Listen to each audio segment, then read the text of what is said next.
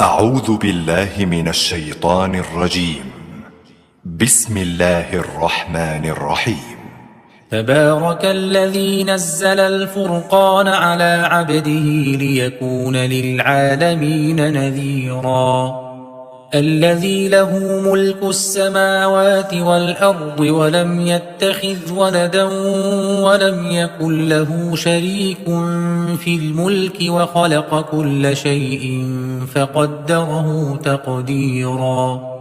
واتخذوا من دونه آلهة لا يخلقون شيئا وهم يخلقون ولا يملكون لأنفسهم ضرا ولا